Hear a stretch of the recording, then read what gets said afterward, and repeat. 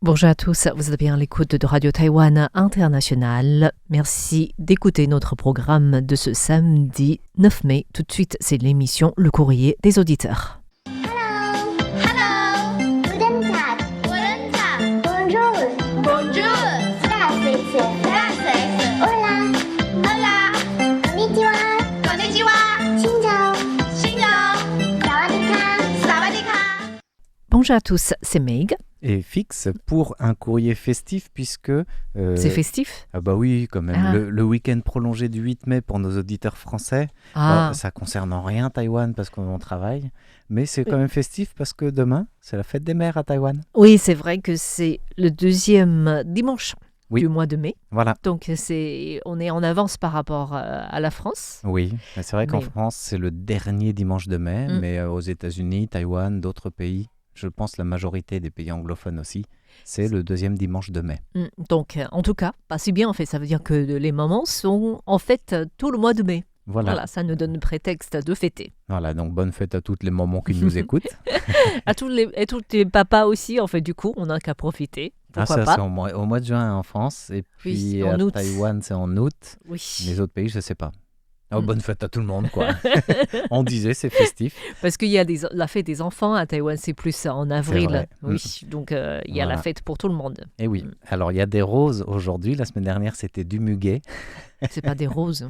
Bon, pour la fête des mères, si. Alors, à Taïwan, non. Mais en France, ça peut être des roses. À Taïwan, c'est plutôt quoi? C'est plutôt des œillets, je crois. Voilà, ça ressemble à des œillets. On trouve parfois des roses, mais c'est rare parce qu'il n'y en a pas beaucoup à Taïwan. Non, et, les roses, c'est pour les amoureux. Et les œillets, ce qui est sympa, c'est que tu te fais pas de mal en le prenant parce qu'il n'y a pas d'épines. Voilà. J'ai même vu des ateliers à l'école, à la petite école, où les enfants font des œillets à partir de soit de papier soit de crépon, savon en fait. aussi. Ah, savon. Et du coup, ils offrent ça aux mamans après, donc ça devient un savon. Alors, le savon, il reste en forme de fleur, il n'a jamais été utilisé comme savon, par expérience.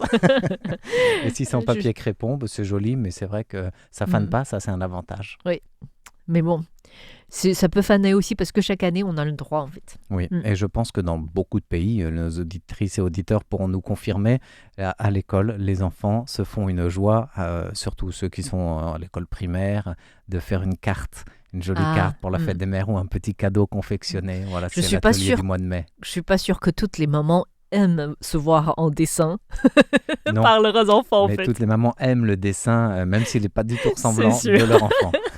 Parce qu'il y a toujours cette petite carte en disant « Je t'aime maman », un cœur. C'est sûr. Voilà.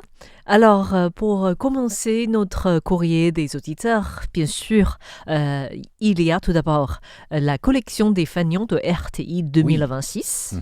Le fanion est enfin prêt avec la pie bleue. Oui, la pie bleue de Formose qui est toute jolie. Oui, et du coup, on invite les auditeurs qui souhaitent obtenir ce fanion à nous envoyer 3 rapports d'écoute d'émissions différentes en précisant bien sûr que vous souhaitez obtenir ce fanion. Voilà, et on vous enverra une pie bleue. Oui. On mettra l'adresse sur sa patte, une pie baguée. En espérant qu'il peut atteindre l'Europe. Voilà. Donc vous êtes déjà plusieurs à avoir participé. C'est jusqu'à la fin du mois de mai. 3 rapports d'écoute pour avoir ce fanion. Donc n'hésitez pas à participer de manière nombreuse à cette activité parce que les fanions, j'ai l'impression RTI nous les réalise pas tous les ans, même si ces dernières années c'est plus régulier. Mais bon, c'est pas tous les ans non plus en fait. Voilà, mais c'est un beau cadeau. Beau souvenir. Oui, tout à fait.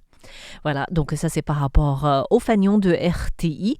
Ensuite, les concours. Tout d'abord, le concours du mois de mai qui est très lié à l'actualité, n'est-ce pas? Oui, alors une actualité qui a beaucoup évolué et qui continue de faire parler. Je pense que ça mérite même un film en fait. Voilà, c'est bien sûr le voyage. Il ira pas, il y est allé. On parle du président taïwanais en Eswatini. Je crois que la presse française parle de Mission Impossible, le film. Il y a plusieurs presses qui prennent des images, soit de films, soit de vocables, genre percée diplomatique, oui et non. Bon, ça, on vous renvoie au décryptage de mercredi dernier d'ailleurs, sur ça.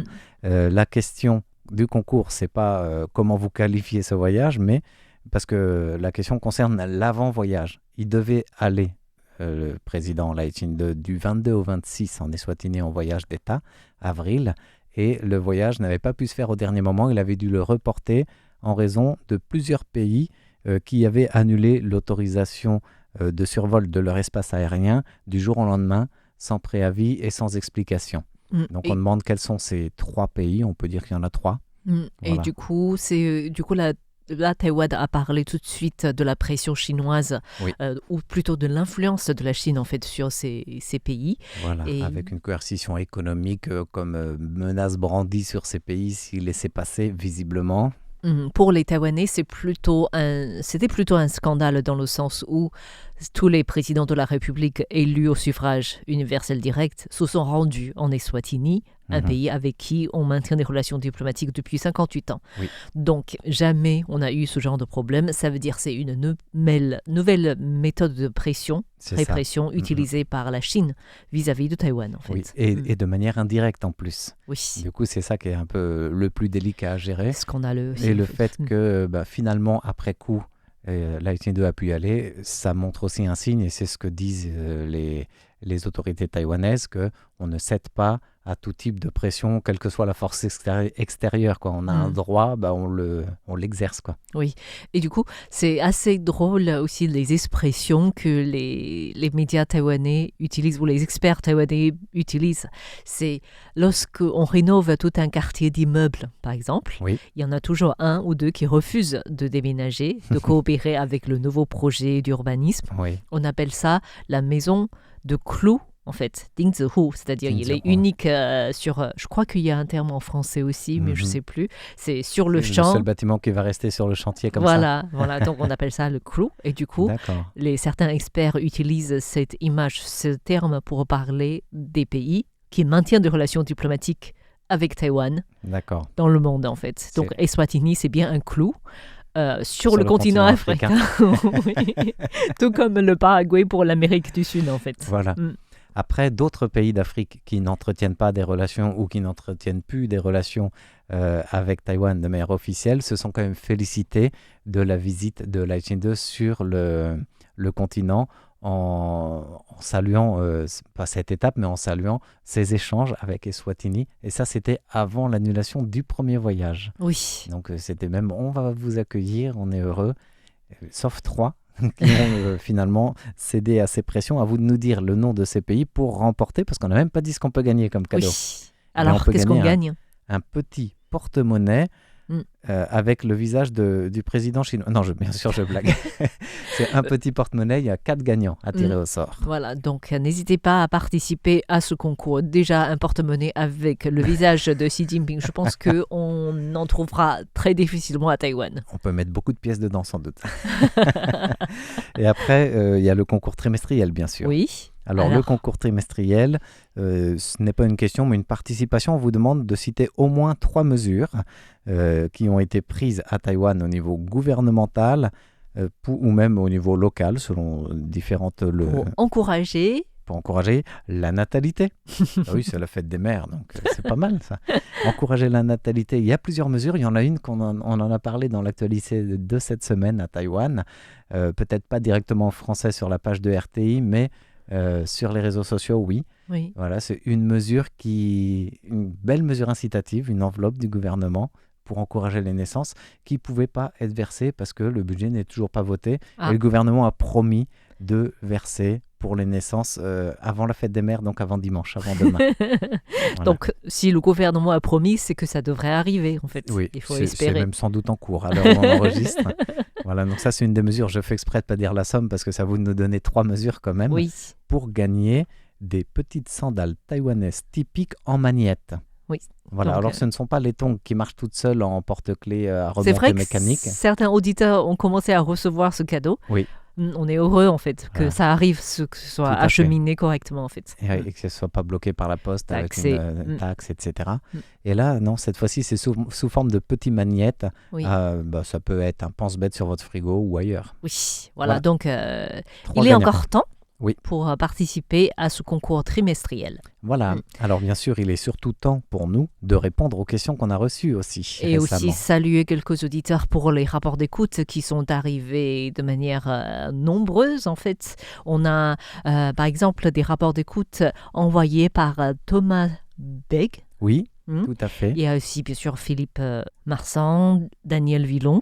Merci Oui. de vos écoutes. Gilbert Dupont, on a Aussi. aussi Nagmouchi Nouari, Farid Boumechal. Bon, on a pas mal Voilà. de rapports d'écoute qui arrivent, avec une écoute parfois difficile. En tout cas, c'est ce que notre moniteur au centre de la France, Gilbert Dupont, nous dit. Le Simpo est délicat pour comprendre le contenu du programme. Donc, on espère que ça s'améliore parce que d'autres régions, c'est plutôt très correct.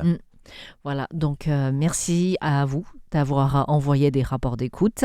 Oui. Et nous commençons maintenant à répondre aux questions Et oui, de nos alors, auditeurs. avant que ce soit une vraie question, c'est aussi plutôt une réaction. Non, je refuse. Tu refuses. On ne peut pas refuser ce que nos auditeurs Parce que tu demandent. voulais qu'on parle de la victoire de Paris Oui. Saint-Germain. Voilà. Non, en fait, c'est une blague que j'avais... Enfin, en préparant le courrier, sous mode de blague, j'ai dit à Meg, on a reçu une question anonyme, je ne connais pas le nom de cette auditrice ou de cet auditeur, qui veut savoir comment les Taïwanais et les Français de Taïwan réagissent à la victoire du PSG en Ligue des Champions, qui se qualifie pour la finale. Et Meg Du a coup, tout de suite compris que l'anonymat n'était pas du tout anonyme. Non. Du coup, je te laisse aborder la question. Non, c'est une autre réaction dont je voulais parler, bien sûr. Si ce n'est que quand même que ce match, en général, les matchs de Ligue des Champions à partir des quarts de finale sont diffusés dans plusieurs bars sportifs à Taïwan, enfin surtout Taipei. Et là, en l'occurrence, il y a un quartier avec plusieurs bars français où, quand c'est une équipe française, les Français se retrouvent sur place pour suivre ces matchs-là. Après, Donc, il quand n'y a c'est pas la que Coupe les du Français, Monde, en et ça fait. c'est plutôt intéressant, le mois prochain, à partir du mois de juin, ça va être une effervescence dans beaucoup plus de lieux parce que les Taïwanais suivent la Coupe du Monde de football et c'est à peu près la seule compétition de foot qui est suivie de manière plus massive. Donc, Et là, il y aura des beaux matchs à voir, j'espère. il faut espérer. Voilà. Mais pour les Mais- Taïwanais, le sport, ça reste plus le baseball quand même. Oui. Et- La NBA, donc le basketball, on le suit, mais plus à la télé que dans les bars, quoi. Ouais. Mhm. Voilà. Dans les bars, ça existe aussi. C'est simplement pas les bars que tu fréquentes parce que les bars que tu fréquentes, c'est c'est plus peut-être le ça. foot. Oui. Et puis la télé est un peu trop haute parce que j'ai pas une taille de joueur de basket non plus. Non, alors pour en revenir à la réaction non plus liée au foot, mais liée à un auditeur qui nous Oui. écrit régulièrement et qui a envoyé des rapports d'écoute cette semaine, c'est Paul Jamet. Il réagissait en fait, il est tombé sur un article par le plus grand des hasards, nous dit-il. Il n'a pas l'impression qu'on en ait parlé dans nos émissions, d'un livre que RTI a fait sur la radio, les ondes courtes, et l'impression que ça n'existe pas en version anglaise, c'est en mandarin, et voulait savoir si le service français y apparaît, parce que c'est sur Taïwan Panorama, il a vu un article détaillé sur ce livre-là, où il y a plusieurs services qui apparaissent, notamment service russe, service allemand, service anglais, dans des, pas citations, mais dans des participations de ce livre. Ah, du coup, on n'est Voilà. pas cités, nous. Alors, nous ne sommes pas cités, mais nous sommes en photo dans l'article parce que j'ai vérifié. Voilà, je pense qu'on en a parlé peut-être lors de la parution du livre Oui. dans une des émissions du Courrier des auditeurs. C'est probablement moi, en fait. Voilà, mais on l'a plus mentionné que détaillé, en fait, Oui. parce qu'il n'est pas accessible en français. Malheureusement, ni en anglais, en fait. C'est vrai. Le livre, ça s'appelle Tuan Bo Shidai, donc l'ère des ondes courtes. Mhm. Et c'est édité par une maison d'édition taïwanaise en collaboration avec RTI. Oui. Et l'objectif, c'était justement de marquer ce moyen de diffusion Mhm. qui avait marqué son temps, en fait. C'est ça. Oui. Donc la radiodiffusion en ondes courtes à travers les âges, mais surtout avec l'expérience de RTI aussi vécue Oui. jusqu'à aujourd'hui, puisque dans un monde où tout devient numérique et d'autres plateformes jusqu'au podcast, comment les ondes courtes vivent, survivent et évoluent. Oui, et du coup, ça parlait les différentes missions que RTI avait depuis ce qu'on appelle la guerre psychologique vis-à-vis surtout de la Chine. Mhm, tout En à fait, donc c'est pour le service chinois jusqu'à la communication internationale, Voilà. vu les conditions diplomatiques difficiles de Taïwan. Oui, et justement, les deux autrices de ce livre, avec la maison d'édition, ont coopéré avec la radio pour faire ce livre en interviewant ou en écoutant les partages de plusieurs animatrices, animateurs des langues Mm. étrangères pour la partie de coopération internationale ou la vitrine internationale de RTI, dont le service français, on en a fait partie. Oui, donc toutes les toutes les langues en fait Oui. ont participé, ont été interviewées par les journalistes Voilà. et les écrivaines en fait. Mhm. Et du coup, pour le service français, c'était Fix et moi les plus anciens Voilà. du service pour pouvoir parler surtout au niveau de nos échanges avec les auditeurs, les souvenirs C'est que surtout nous avons oui. et peut-être un peu avec les liens diplomatiques, les Voilà. pays alliés diplomatiques que nous avons. Et donc, on a parlé des ruptures de relations diplomatiques avec les pays africains, les Oui. diffusions avant, en fait, Comment on pouvait couvrir et avant nos les échanges coopérations. avec Haïti aussi, tout fait. cela et les échanges amicaux avec nos auditeurs. Oui, avec des anecdotes de certains auditeurs qui nous ont plus marqués. Et des auditeurs qui sont venus à Taïwan et qui ont Aussi. visité les locaux de RTI et on a parlé de tout cela en fait. Voilà. Et j'avais bien aimé les réactions de l'écrivaine qui nous écoutait parce qu'elle disait, à travers les différentes langues et témoignages, certains ont mis plus l'accent sur les coopérations qu'ils ont avec d'autres radios, certains ont mis l'accent sur la création des clubs auditeurs à droite, à gauche. Certains ont mis l'accent sur le travail diplomatique, entre guillemets, de douce diplomatie de la radio. Et Service français, on mettait aussi l'accent sur les échanges avec les auditeurs, des anecdotes, le contenu des émissions aussi. Et elle trouvait que ça faisait un monde très très vivant, les ondes courtes, et que beaucoup les avaient enterrées avant finalement, alors qu'elles sont bien vivantes. Et elle trouvait ça touchant parce que c'était presque personnel en fait.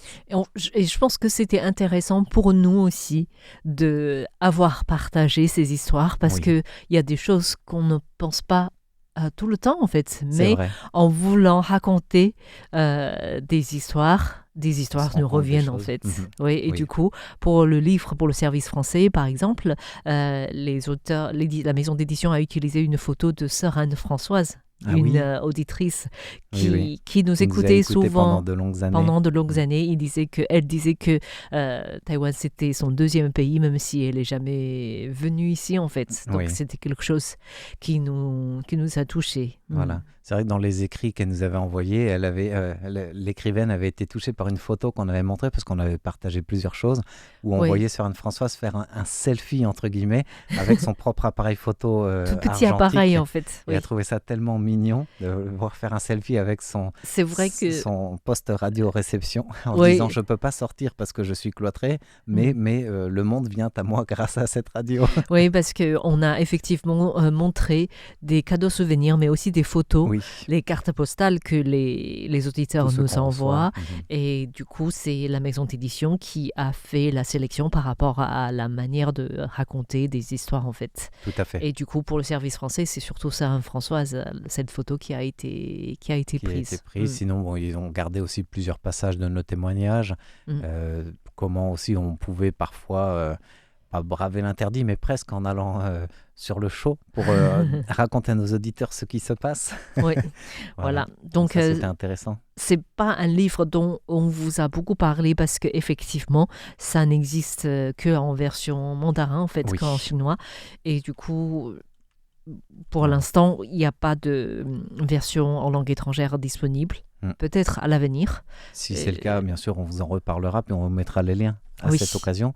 En tout cas, le service français lui-même n'a pas prévu de le traduire en français, malheureusement. Impossible. Je pense que là, ça fait un travail costaud quand même de le faire. Colossal, oui. Tout à fait. En tout cas, voilà pour répondre un petit peu à Paul Jamet qui voulait savoir ce qu'il en était de ce livre. Voilà. Et maintenant, nous répondons à une question de Christian Guy Bordeaux qui nous écoute dans le sud de la France. Oui. Et en faisant des rapports d'écoute, il a parlé donc de magasins japonais de la chaîne Uniqlo. Et ça l'a fait penser un bâtiment de l'ancien grand magasin Kikumoto à Taipei. Voilà. Fondé pendant la colonisation japonaise. Du coup, il aimerait bien savoir ce qu'est devenu ce bâtiment. Et alors, juste avant qu'on entre dans le détail de ce bâtiment, le lien avec Uniqlo, c'est parce que notre auditeur dit qu'il y a un troisième magasin qui va s'ouvrir dans sa région, je crois, dans le sud de la France.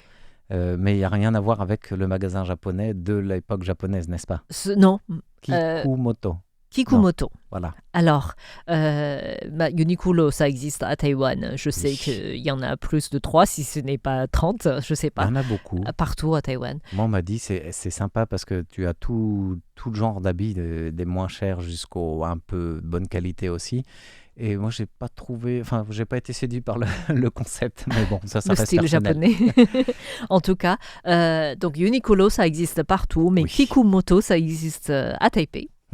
Voilà, et c'est vraiment très intéressant comme histoire par rapport à ce grand magasin, parce que pour les Taïwanais, on parle du premier grand magasin du sud de Taïwan qui se trouve à Tainan, qui a été rénové, et du coup, c'est un lieu qu'on connaît plus, mais c'est plutôt à Taipei, et c'est précisément ce Kikumoto qui est le tout premier grand magasin de tout Taïwan. D'accord, tout premier grand magasin de tout Taïwan, Kikumoto. Qu'est-il devenu? Qu'est-il devenu? Avant de savoir ce qu'il est devenu, on va savoir. Comment il a eu naissance à Taïwan? Oui, tout à fait. Alors, donc, c'est un magasin qui date de 1932. Donc, on est bien en pleine période de l'époque japonaise. Et le fondateur s'appelle Eiji Shigeta. C'est bien un nom japonais aussi. C'est un japonais qui avait vécu dans une famille plutôt modeste. Et du coup, très vite, il a arrêté ses études et il a quitté la famille pour pouvoir travailler pour la famille Kikumoto. D'accord. Et c'est comme ça qu'il a fait la bosse du commerce. Et du coup, à l'âge de 26 ans, il est venu à Taïwan pour faire du commerce. Il a plutôt réussi. Il s'était installé d'abord dans le quartier Dadaochen, donc le premier quartier commercial de Taipei à l'époque. Et il avait maintenu un business dans les tissus en coton. D'accord, mais là, ça s'appelait pas encore du nom Kikumoto. Pas du tout. Et par la suite, il a ouvert ce grand magasin.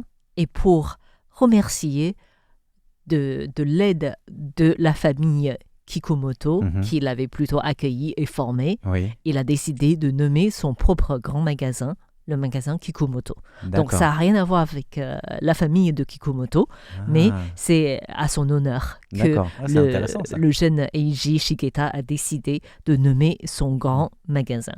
L'ouverture de ce grand magasin, c'est le 3 décembre 1932. À l'époque, ça a fait... c'est devenu une très grande news pour les Taïwanais, dans le sens où c'est dans ce grand magasin de 7 étages où il y avait le tout premier ascenseur privé de Taïwan. D'accord. Du coup, apparemment, c'était devenu une mode de week-end des Taïwanais de prendre l'ascenseur qui portait le nom encore qu'on appelle ça la cage flottante. La cage flottante, c'est joli comme nom. Oui, donc ça a porté, du coup, c'était un loisir, une sortie en fait des Taïwanais pour prendre l'ascenseur dans ce grand magasin de 7 étages. Voilà, j'ai expérimenté la cage flottante. Du coup, c'est le premier grand magasin, le premier ascenseur. Le premier ascenseur, et c'est plutôt dans l'ouest de Taïwan, en fait, à Hengyang et Boai-Lukou, de Taipei, pardon. Et c'était à l'époque, le quartier le plus populaire, le plus florissant, en fait, en termes de commerce. Oui, et du coup, il fallait voir grand pour oser faire un premier grand magasin quand le concept n'existait pas. Sur 7 étages, en espérant que ça fonctionne. Donc, c'était le premier grand magasin, le premier ascenseur. C'était aussi le premier magasin à Taïwan en disant, comment on appelle ça, des prix sont fixes. C'est pas discutable. D'accord.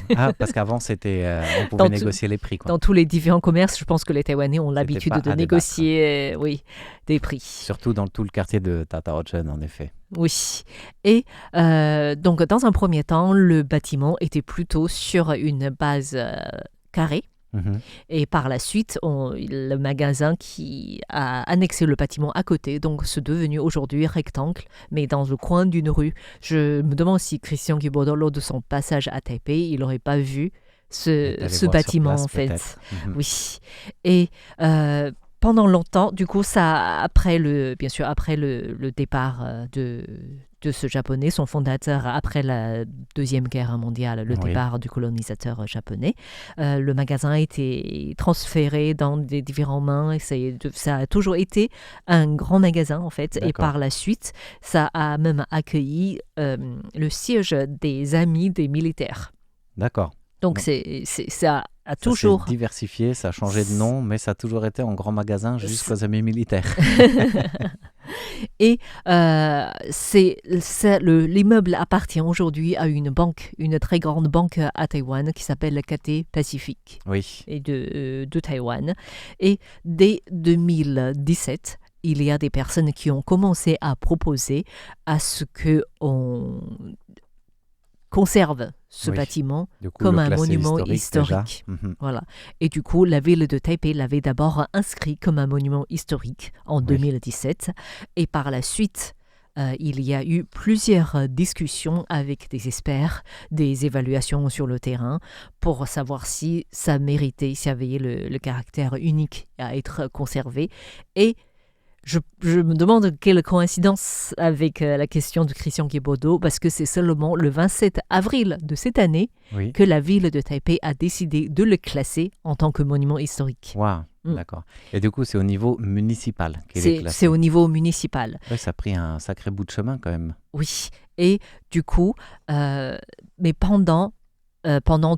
avant cette période de classement de monuments historiques, le Cathay Pacific, la banque Cathay essaie de le gérer. Et pendant longtemps, il y avait une grande exposition sur ce que c'était ce grand magasin en intégrant avec l'intelligence artificielle aussi.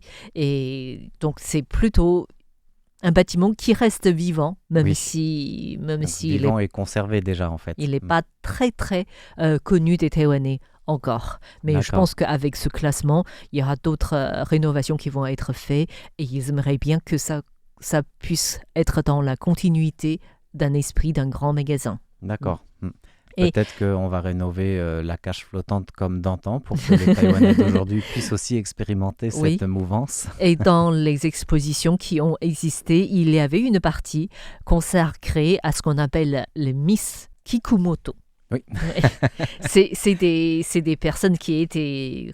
Des employés de Des ce employés. grand magasin, j'imagine. Oui, mais apparemment, ça a fait aussi la mode à Taïwan dans le sens où c'est pas très taïwanais, c'est très japonais en fait, de mettre des miss Oui. dans les grands magasins. Et on en a vu encore de longues années d'ailleurs. Ça a supprimé quoi il y a 10 ans, je dirais. Peut-être que Un dans peu les grands plus. magasins, il n'y a plus ces Surtout dans les miss ascenseurs en fait. d'ascenseurs. Oui. Et du coup, apparemment, c'était un travail de rêve pour les années 30 de Taipei. Waouh. Il fallait que ce soit une fille au moins diplômée du niveau secondaire. Secondaire. C'est déjà assez élevé en fait. Et âgée de 18 à 25 ans. D'accord. Donc, Il y à avait l'époque, des critères de c'était- mannequinat ou pas du tout? C'était pas marqué, Ok. mais apparemment, elles étaient toutes belles. Oui. Donc déjà, il faut faire un choix entre... Je pense qu'au niveau éducatif, c'est le plus difficile parce qu'à l'époque, toutes les femmes taïwanaises ne pouvaient pas recevoir. Une éducation. Tout à fait. Et en plus, âgées de 18 à 25 ans, suffisamment belles, Mm. porter uniforme Tout le temps. du grand magasin. Voilà. Mm. Et après 25 ans, tu peux plus reprendre des études et tu peux plus continuer dans cette filière. Donc c'est compliqué aussi de se dire je vais faire ça quelques années, Oui. surtout à cette époque. Et du coup, c'était quelque chose de assez nouveau en fait pour la ville de Taipei de l'époque, que tout le monde venait voir. Donc l'ascenseur Oui. et aussi les Miss Kikumoto. Voilà. Voilà. Alors aujourd'hui, il n'y a pas d'ascenseur féerique, il n'y a pas de Miss dans les grands magasins, mais tout le monde y va l'été pour profiter de la clim. C'est sûr. Donc en tout cas, j'ai hâte de voir le futur image Ah oui, de ce grand magasin parce que la banque Cathay avait plutôt restauré la façade pour que ça maintienne, ça garde en fait L'aspect justement la d'antan. façade initiale. ça c'est génial. Et du coup, on va voir comment ça peut devenir par la suite. Voilà. Voilà, merci beaucoup à Christian Guébaudot d'avoir posé cette question. Merci à tous d'avoir suivi le courrier des auditeurs de cette semaine animé par Meg Et François-Xavier Boulet. pour Bye bye. RTI.